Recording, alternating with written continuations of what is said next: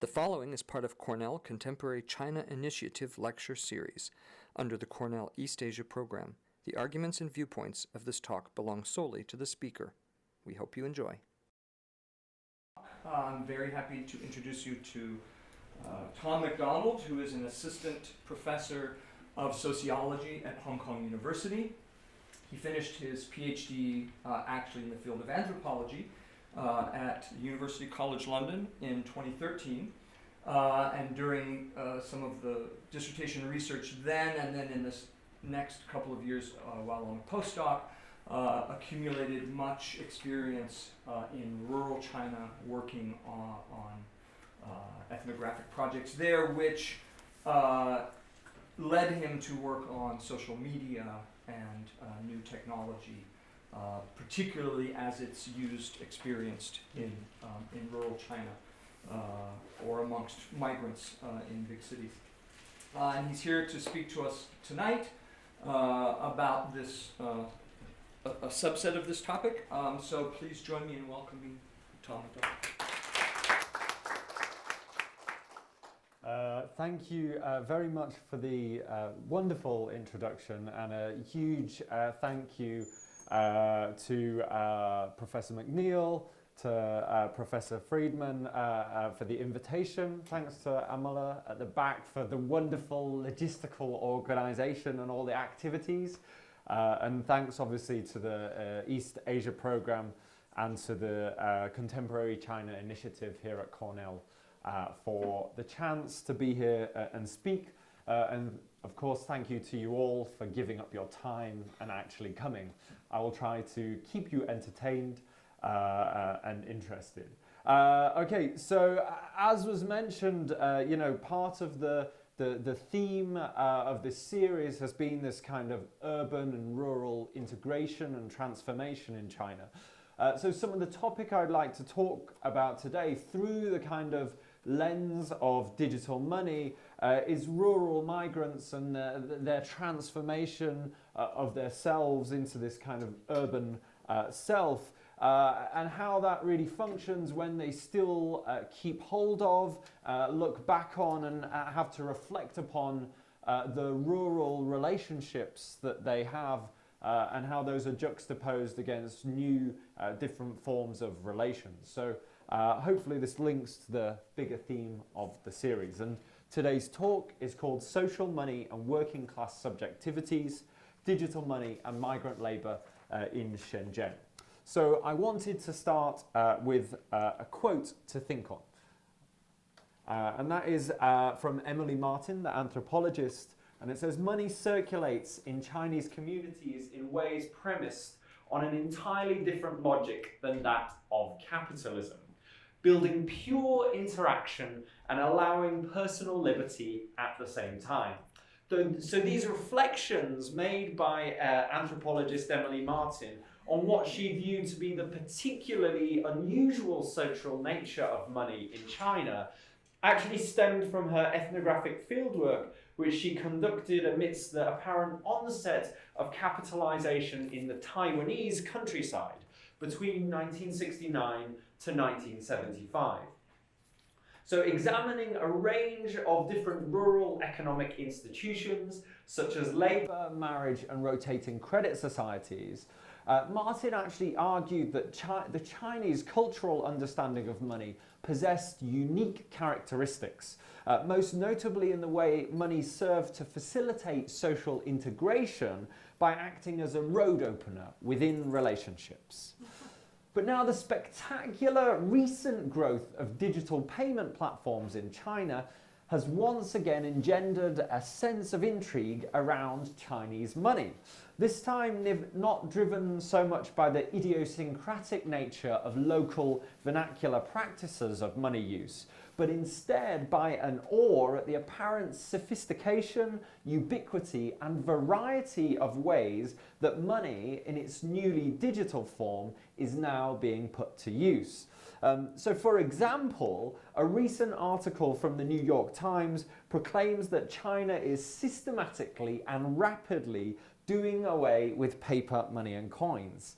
This enthusiasm seems in part to be a reaction to the conspicuousness of China's digital payment platforms in everyday life, which of course are made tangible almost everywhere in China through prominently displayed signage in shops and stores that show they take online payments, along with the kind of novel sight you see of customers almost everywhere carrying out transactions using their smartphone rather than with cash or cards. So the above phenomena make visible a deeper infrastructural transformation that's going on in China, which is the convergence of many popular digital payment platforms into existing social media and communication technologies. So this really distinctive techno-social formation in China raises two important questions, I think, for scholars. The first one is, does the apparent enthusiasm amongst Chinese internet users for the integration of digital payment platforms into social media reflect a more general shared cultural recognition of money as possessing somehow inherently social characteristics? Then second, how might such a convergence potentially extend money's social nature? And in particular, what significance might this have for marginalised and low-income groups who often, as we know, confront severe challenges of economic inequality, institutional exclusion, and social immobility? In other words, can these supposedly newly social forms of digital money in China really have any bearing or impact upon working class life? So this study will try to answer these questions by drawing on the testimonies and some of the observed behaviours of migrant factory workers from the Chinese city of Shenzhen. Because these workers experience intense constraints on their financial resources and on their social mobility, meaning that they often run short of cash or they need to borrow from friends or family, this group of people stand to be amongst the most affected by the digitization of money. Hence, factory workers offer a unique vantage point from which to assess the potentially social nature of digital money and its impact on the working class. So Jack Cho in the Chinese University of Hong Kong has claimed that the extensive use of low-cost information communication technologies by migrant factory workers is leading to what he calls a working class network society and the formation of a digital working class in China. So building on this proposition, I want to draw on my fieldwork data to argue that the exceptional cultural power of money means that its digitization has actually become one of the central ways through which the dynamics of class subjectivity are now playing out in China. Such processes, however, are neither preordained nor are they bound to proceed in uniform ways.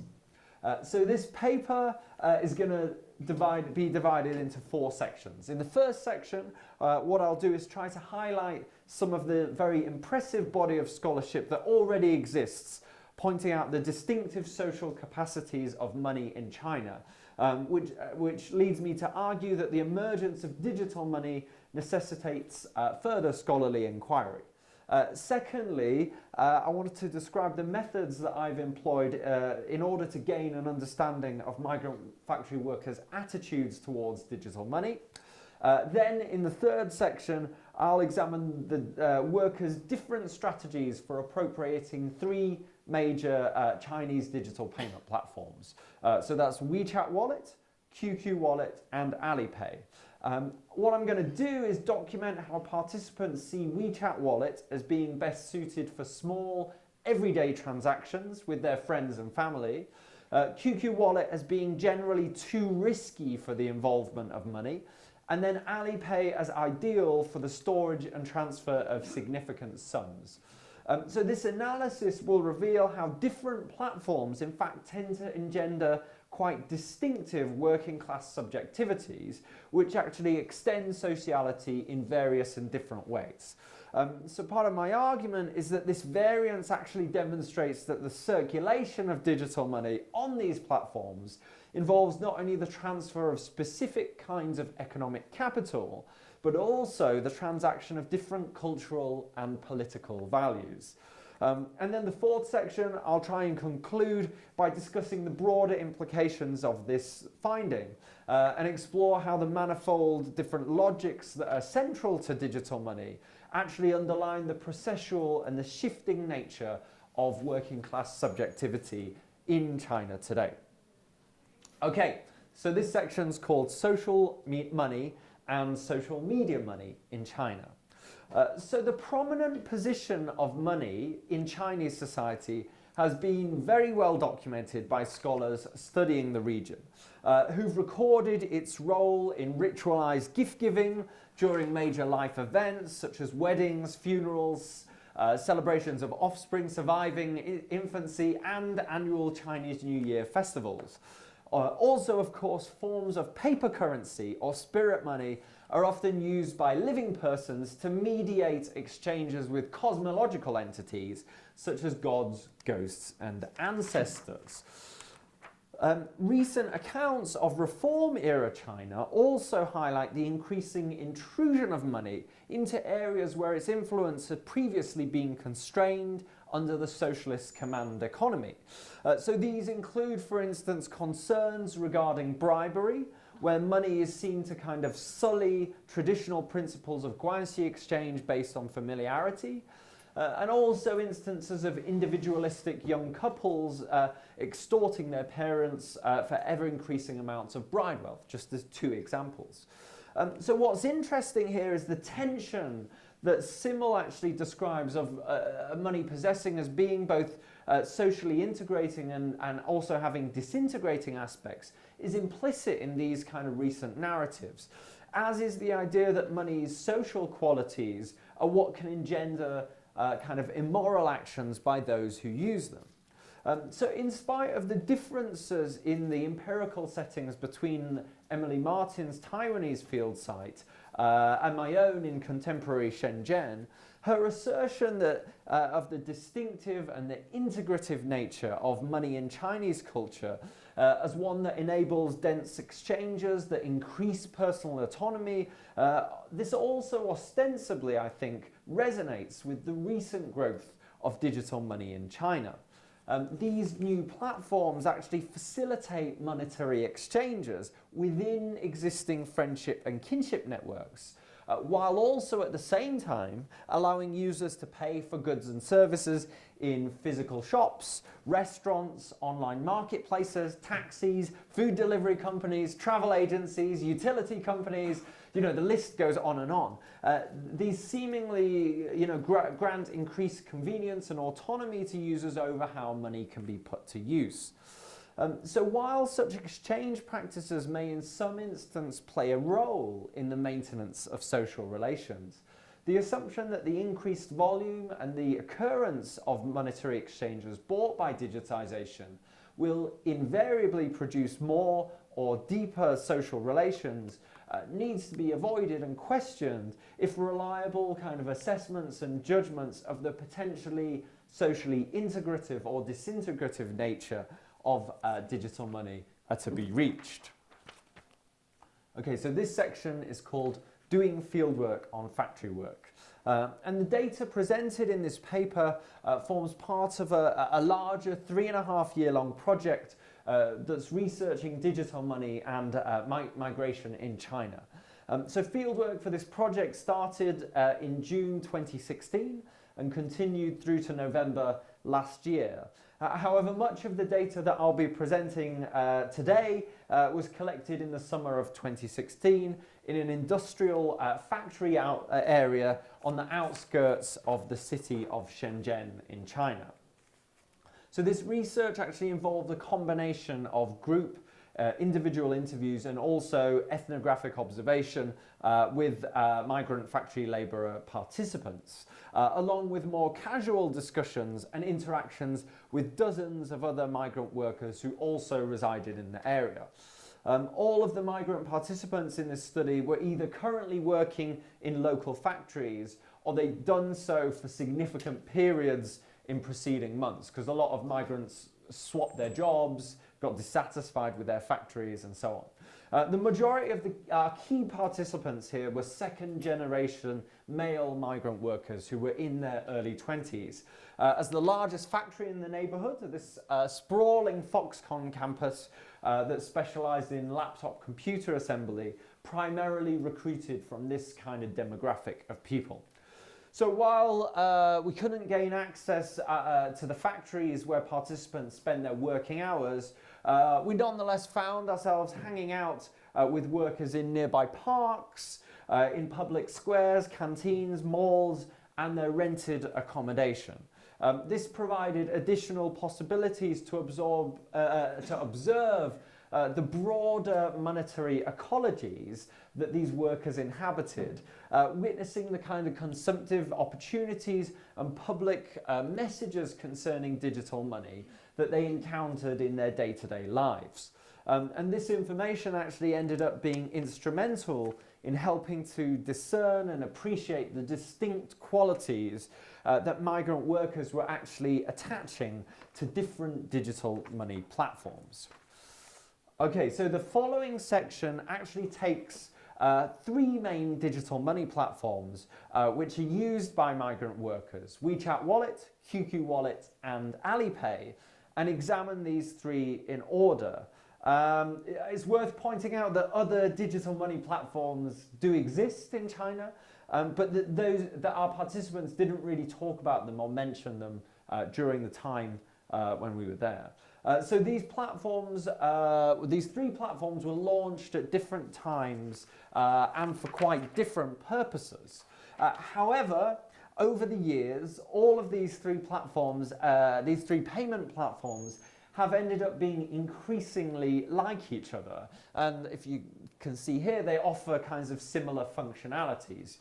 They allow users to enact and receive transfers from other individuals, to pay for services and goods in online or offline contexts, and also to take full advantage of these features. All of these platforms encourage users to link a conventional bank card to their account so that funds can be transferred to and from the platform. So while the increasing homogeneity of all of these platforms and their service offerings suggests that there's just a like-for-like choice on the part of the users, some differences, of course, do exist in the corporate strategies of the companies that operate them. These companies also sometimes create payment ecosystems for buying certain goods or services. So for instance, purchases of online goods on the shopping marketplace Taobao must be processed through Alipay, for instance. However, emphasizing corporations as the only source of this diversity amongst the kind of similarity of these competing payment platforms, I think risks actually overlooking how users' own engagement with these technologies actually becomes a really important additional venue, an additional avenue for the inscription of kinds of differences onto these particular platforms. So while workers' distinctive understanding of the different platforms may not be immediately apparent, dismissing these kinds of perspectives as unimportant perpetuates what Jack Cho has referred to as the dramatically lopsided field in Chinese internet studies, which disproportionately focuses on professionals, on commercial enterprises, on government activities, while having very little interest in the working class people who use these platforms and the issues they face. So Madiano and Miller's concept of polymedia actually provides a really useful additional theoretical tool for helping to overcome this problem. They seek to describe how the proliferation of low-cost communication technologies and virtually free-to-use platforms in many parts of the world means that decisions around which media to use shift from one that's based on constraints like the cost or the effort to use a particular platform that are imposed by each media to paying more attention to the social and the emotional consequences of their use. This, Mariano and Miller claim, makes polymedia about a new set of social relations of technology rather than merely a technological development of increased convergence. Polymedia is thus particularly well suited to understanding digital media use in China because it can reveal the really distinctive sets of relationships that users actually associate with each of these platforms, despite the apparent similarities that exist between them. So understanding the structure of these relationships provides an avenue for making sense of the potential interactions between digital money and these kinds of nuanced working class subjectivities. So the first platform I want to concentrate on is Wechat Wallet, which workers often said was, based for use between friends. So participants often described Wechat Wallet as being the most convenient, owing to its close integration with WeChat, which is the social media platform on which it resided. So WeChat obviously acted as the nucleus of participants' frequent daily online interactions with their close friends and family. Wechat Wallet used WeChat's contact list to allow money to be easily sent to individuals, and that facilitated monetary exchanges between migrant workers and other friends or family who also had an account. Now, the exchange of digital red envelopes via Wechat Wallet occupied a really prominent position in workers' interviews and discussions with workers regarding their WeChat transactions. While digital red envelopes were yet to replace the paper versions given and received at major festivals and life stages, they nonetheless spawned several new monetary practices within everyday transactions. So for example, many workers explained that when they settled a small debt with their friends, such as let's say if they split the bill for a meal in the restaurant, they typically send money that they owed using a digital red envelope feature instead of the standard transfer function on WeChat. Both functions, they said, achieved the same goal of moving funds between users. However, the former was described as carrying more renting, so carrying more human emotion and social emotion.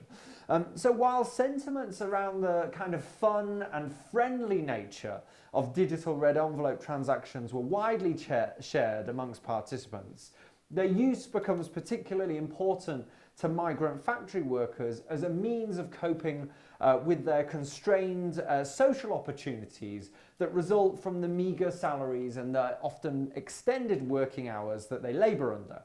So several participants enthusiastically described how distributing red envelopes within WeChat messaging groups that were composed of fellow migrant workers constituted a form of relatively undemanding socialisation. So as opposed to digital red envelopes being sent to selected individuals, distributing digital red envelopes to WeChat groups involved specifying a fixed amount of funds that was to be shared in random portions between a number of users, giving all group members a chance to compete for the funds by reacting the fastest to these notifications. Sending a digital red envelope into groups created moments of intense co-presence against otherwise asynchronous online interactions that they had with each other. So for instance, let me illustrate this. Xi, who was a male migrant worker in his early 40s, often recalled how he would lie on his dormitory bed after completing very lengthy production line shifts, saying he was just too exhausted to contemplate going outside and socializing with other people. She explained that sending red envelopes to other workers within a WeChat group actually helped to establish a kind of congregative, socially vivacious atmosphere online, which avoided the inconvenience and often the expense of meeting up in person. This was particularly valued, he said, given the isolating nature of production line work, where communication with co-workers during one's shift was often virtually impossible. So he described how around 8 p.m. every night saw a brief flurry of these messages being exchanged within multiple WeChat groups, as different individuals sent small amounts of money into these groups to be grabbed, like Chang, by their friends. So the comments of Wu, another male migrant worker, encapsulate how such exchanges could be particularly effective engendering this kind of group excitement. So he said, if you send a red envelope into the group, it may only be 5 RMB, but let's say you split it between 30 people who compete for it, I reckon this is enlivening the atmosphere. So this effervescent atmosphere often became, for a short while at least, kind of self-sustaining, as one envelope that was sent into the group often prompted other workers to also send further envelopes into the group in turn, with users playing what Adam Chow has described as an active participatory role as makers of the social sensorium. So although the monetary amounts of individual red envelopes that were sent by participants into WeChat groups remained pretty small, the effective impact of such exchanges was nonetheless dramatic. Perhaps most revealing in this connection was migrant workers' very strongly held resolve that exchanges of digital red envelopes within WeChat groups should not be driven by a desire for personal gain. So when participants were asked whether their use of red envelopes had brought them a net gain or a loss, many responded that this just did not matter anyway, because the point of such exchanges was actually to foster emotion or ganting with one's friends. So the logic of digital red envelope distribution within these WeChat groups actually can be seen to share certain traits with Emily Martin's description of rotating credit societies, in which she actually stresses that members' pooling of money is not with the intention to accumulate profit, but rather it's seen as creating an obligation to engage in another interaction at a later time. So this logic is arguably even more applicable in the case of Chinese factory workers, where the small amounts of money involved in individual transactions online actually combine with their daily frequency and the randomized nature of these payouts to emphasize a kind of pure interaction of such exchanges and this generalized sense of reciprocity. So in addition to Wechat Wallet, transactions facilitating monetary exchanges between friends, the WeChat platform was actually also increasingly tied to participants' consumptive practices.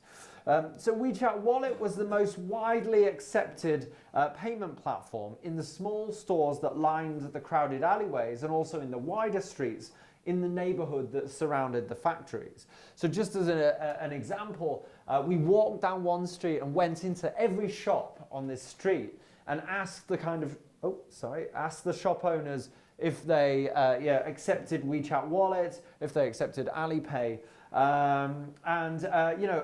Wechat Wallet was the most widely accepted payment platform in the small stores and crowded alleyways, and Alipay was generally accepted in large supermarkets, department stores, and online retailers.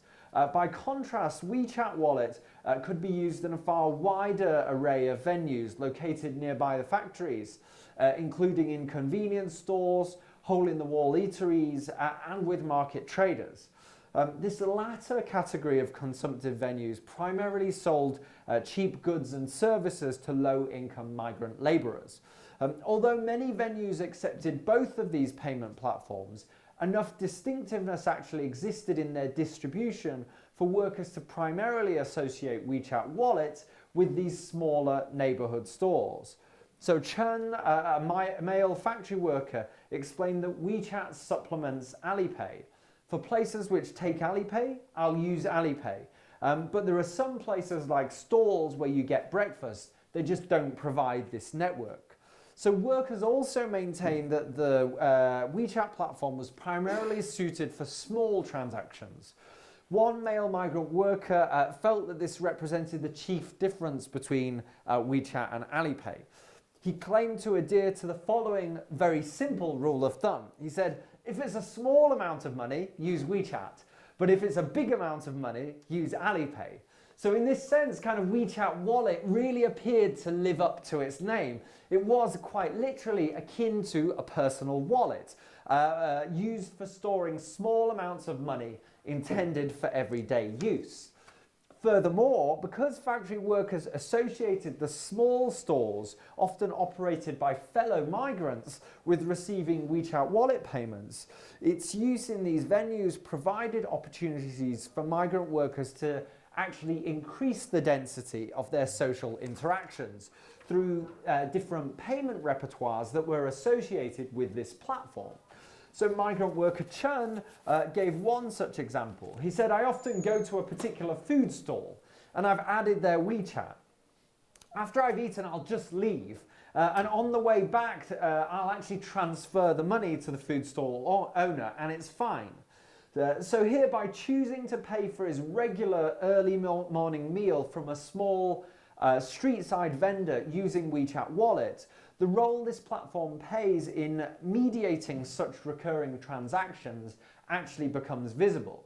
Furthermore here, digital money actually interestingly serves to intentionally delay payments, running counter to popular discourses, which, as the anthropologist Bill Moore notes, generally assume that these kinds of technologies invariably deliver greater speed and efficiency. In this instant, Chen's temporal reordering and spatial relocating of the consumption and the payment of a service, the consumption of a service away from the moment of payment, actually allows both him and himself and the vendor to reaffirm their mutual trust with each other on a daily basis. So here, the repertoires of payment that surround the exchange of money are shown to fulfill different communicative functions through which migrant workers are able to add density to their daily social interactions in the urban space. Okay, so to compare this with another platform, we'll now move on to QQ Wallet, which workers said generally was problematic because there were too many people on QQ. So although QQ Wallet had also been developed within an existing social media platform, that's QQ, participants regarded the convergence of monetary and communicative media on this platform to be an unappealing one, leading to it being the least popular payment platform amongst the three. A key concern here was the perception that those other users using this platform actually somehow lacked integrity.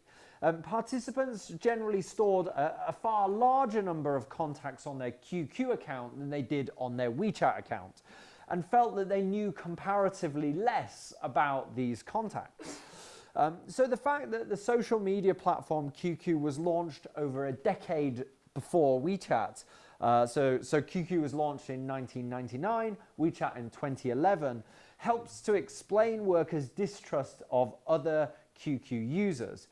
Participants recorded that their QQ accounts were predominantly composed of persons from their hometown or previous classmates from their school, many of whom they had now fallen out of contact with. As a result, while workers tended to be relatively selective with regards to who they added as contacts on WeChat, QQ was instead seen as being somehow littered with persons who they knew as a result of their prior circumstances, which at the time they often had comparatively little control over. The composition of people on QQ meant that interactions occurring on this platform were often quite non-committal, they were often unplanned, and they were often sporadic. They were just as likely to be mediated through the platform's online games or through personal photo albums than they necessarily were via instant messaging.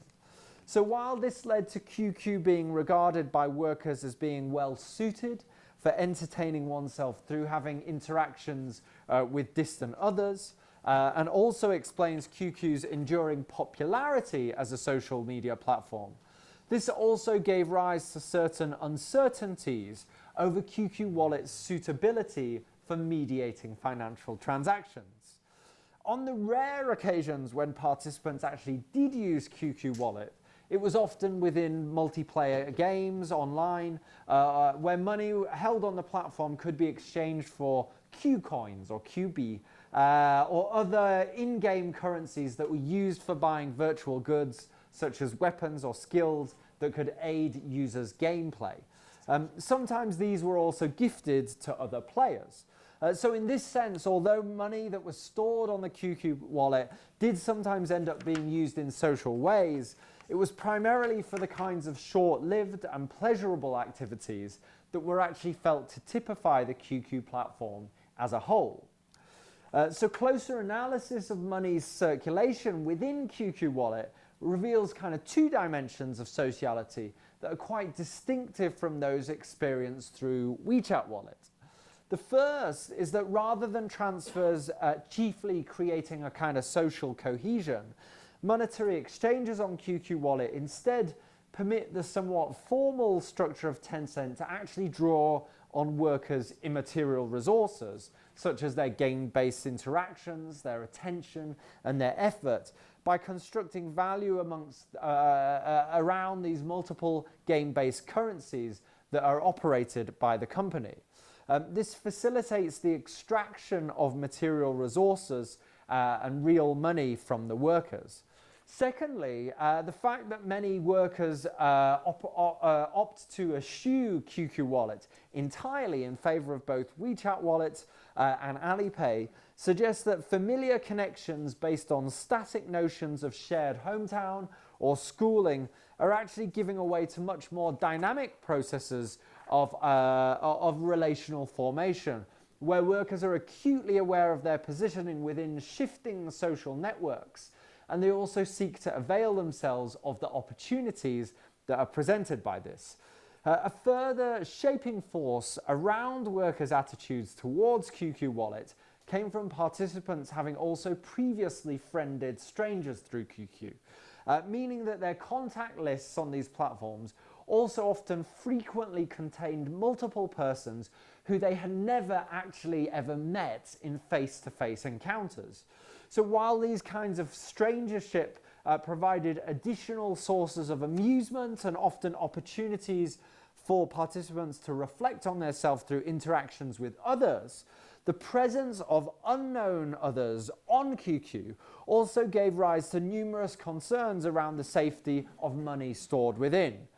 So male migrant worker Wong actually explained, if you're talking about QQ, in my own opinion, I don't think QQ's that safe. WeChat is comparatively safer. For QQ, I only have to know your account number, then it's possible to hack your QQ.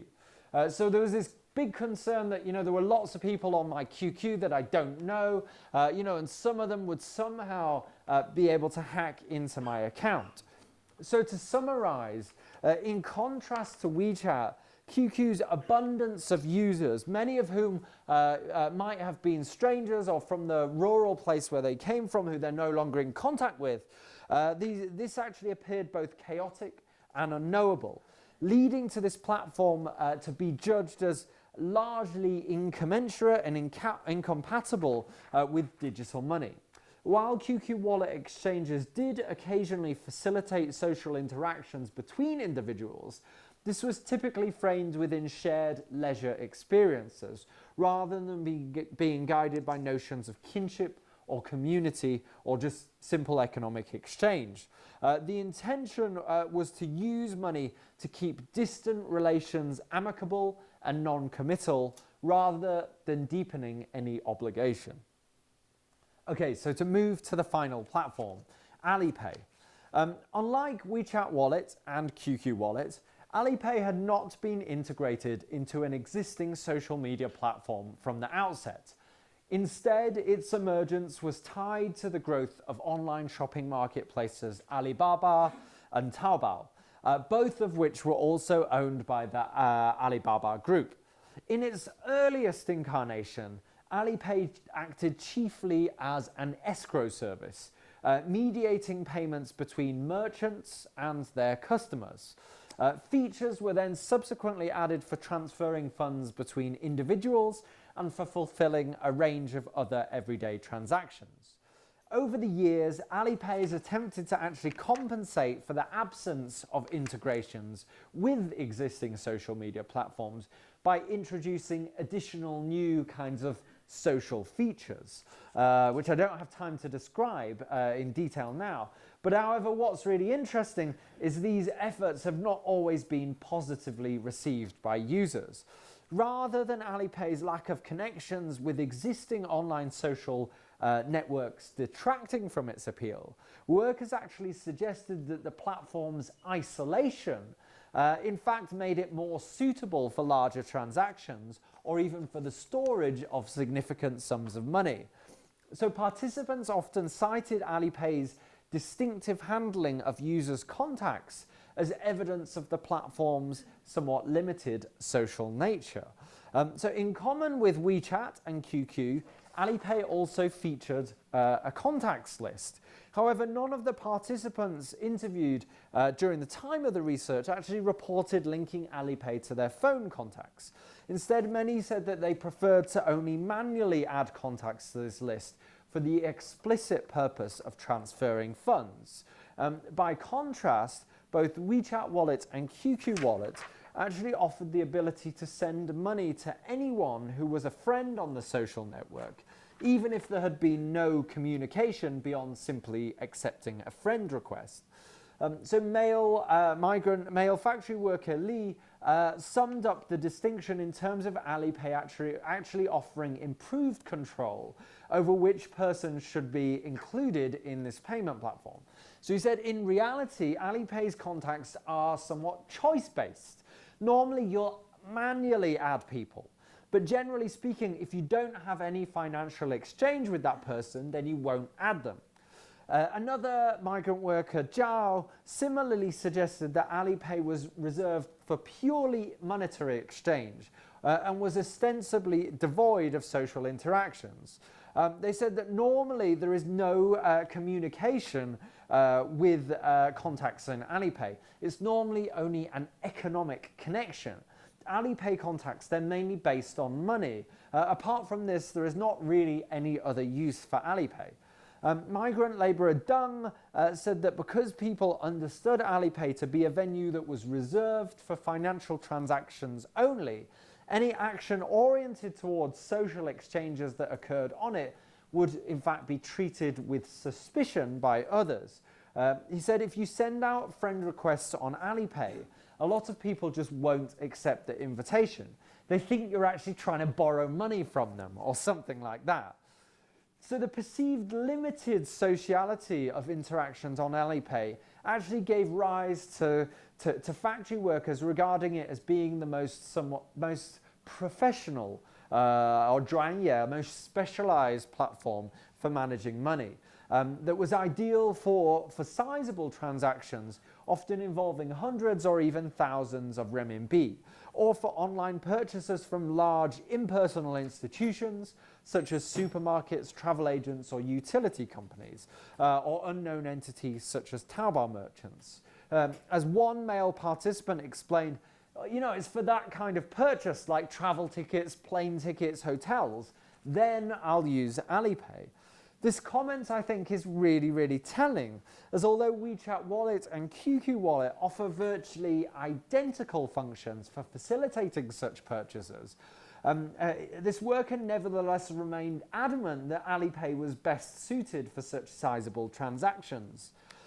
So the notion of polymedia here is again really useful in helping to make sense of how, in the process of weighing up choices between roughly equivalent platforms, users actually base their decisions on the specific sets of social relations that they associate with each of these platforms, rather than on the constraints of one platform over another.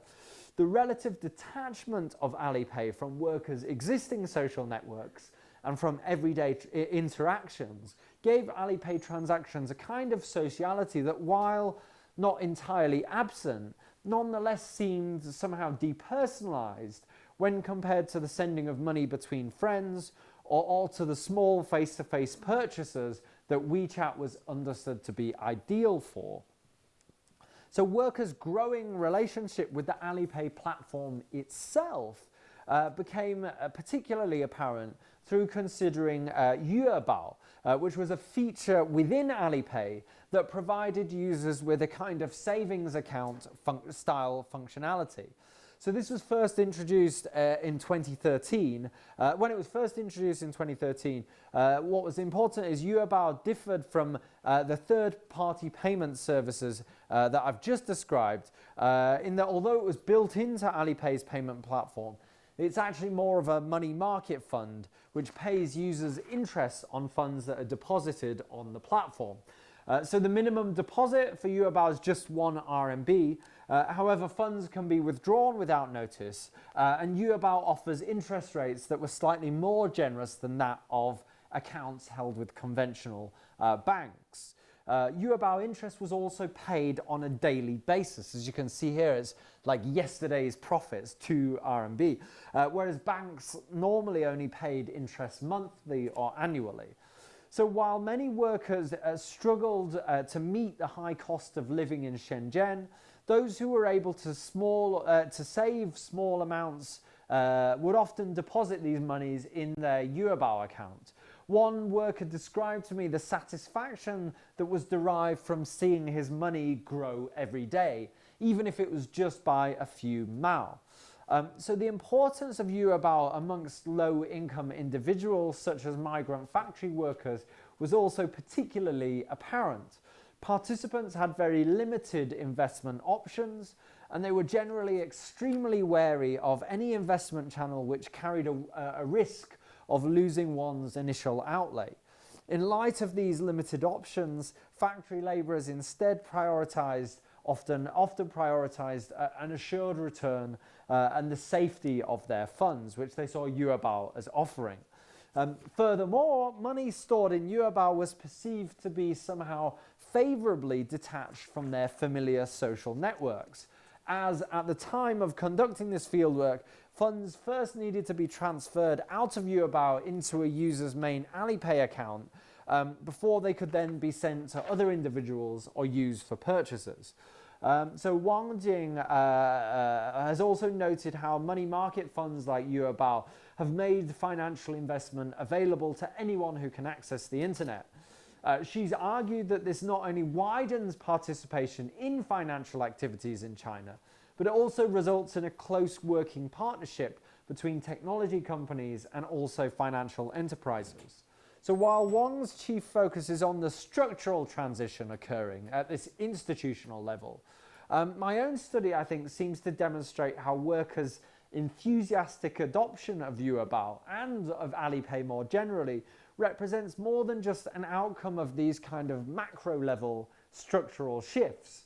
Workers' agency in effecting such a repositioning away from banks and towards technology firms must also be acknowledged, as should the class equality dimensions that permeate such decisions.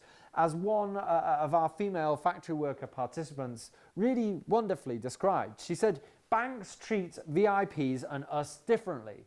VIPs have gold cards, diamond cards. You know, when they go to use bank cashiers, the people meet each other, and then there is this separation between rich and poor, high and low status. But when you use Alipay, it's all operated on your phone, so it's not the same." So workers' participation in these forms of online investment raise really important questions around how the new capacities for engaging in financializing activities actually have implications for working class subjectivity. With digital money services allowing workers to increasingly pursue their own individual and private investments, workers can no longer simply be assumed to be passive subjects of global monopoly capital, but are themselves increasingly active adopters of various logics of financialization. While the chief beneficiary of workers' decisions to store funds on Alipay is undoubtedly the Alibaba Group itself, this instance nonetheless speaks to the growing contradictions that are inherent in the novel working class subjectivities that are being made possible through digital money in China. So, to conclude, this paper opened by questioning whether the increasing convergence between digital money platforms and social media actually represented a reflection of what Emily Martin had posited to be the unusually social nature of money in China. Through the above comparison of migrant factory workers' varying attitudes towards three different digital money platforms, it can be seen that while Wechat Wallet's integration with existing offline social networks and monetary behaviors seemingly corresponds with this idea of sociality, this just isn't representative of all platforms. QQ Wallet, by contrast, was felt by workers to be comprised of somewhat disorderly social connections and was therefore unsuitable for digital money, whereas the detachment of Alipay and its savings feature Yuebao from laborers' everyday networks of connections was, conversely, the very factor that gave it its appeal. So this variation then would seem to problematize Martin's assertion of the existence of a Chinese cultural logic that sees money as being somehow inherently socially integrative. Rather than asking whether digital money might be more or might be less social than its predecessors, this study has instead demonstrated how distinct forms of sociality actually become associated with competing digital money platforms. This, I feel, is particularly significant for migrant factory workers who are appropriating digital money, who are often acutely aware of these varying forms of sociality and also seek to be able to move between them in ways that are conducive to their own social lives and aspirations. This insight, I feel, can begin to form a basis from which to address the second question that is raised by the convergence of money into China's communicative media, which was whether or not such a confluence might actually extend the social possibilities of money and might potentially rework rigid social divides and in so doing ameliorate some of the challenges and difficulties encountered in the course of working class life. This question has particular significance when one considers the widespread claims by different voices that champion the digitization of money in China as both expanding financial inclusion and economic opportunity for the country's low-income populations. Analysis of this fieldwork data has helped to reveal how these heterogeneous forms of sociality which are produced by the circulation of money through these platforms can, at times, actually allow factory workers to confront the various resource, institutional and social constraints that they face in various ways. At other times, though, these specific forms of sociality may actually entrench such obstacles. The social ways that money moves between workers through WeChat forms, for instance, an antithesis to the logics of capital that they encounter on the factory floor, fostering relations between workers that can help to combat the social isolation they often otherwise face. By contrast, QQ's strong association with old school friends and strangers whom migrants increasingly wish to limit their exchanges with, combines with the tendency for money on QQ Wallet to be used in game-based interactions, facilitating Tencent's attempts to extract wealth from its users. The depersonalized nature of transfer and storage of money on Alipay centers around a form of sociality that's premised chiefly on interactions with institutions, including Alipay itself, while also fostering more individualistic forms of accumulation, often driven by emerging logics of financialization amongst workers. The breadth of socialities that are produced through migrant workers' appropriation of digital money carries two important theoretical implications. First, they underline the need to repudiate these techno-deterministic accounts of the digitization of money in China as somehow being destined to facilitate economic and social inclusion by challenging the assumption that novel monetary technologies will inevitably generate more wealth for their users. What matters to workers is not simply whether using particular digital money platforms will ultimately, make them more money, but rather whether the kinds of sociality that's actually being produced through their use can address the forms of exclusion that are present and that they face in their everyday lives. Secondly, though, this paper also contributes to a deeper understanding of the emergence of the digital working class in China by highlighting how money's communicative and its symbolic capacities are actually being extended through the increasing role, through money's increasing role within communicative media, such that digital money is becoming a key means through which working class subjectivities are being produced, shared, and actually explored. This affirms recent understandings of class as shifting, contextual, and also processual.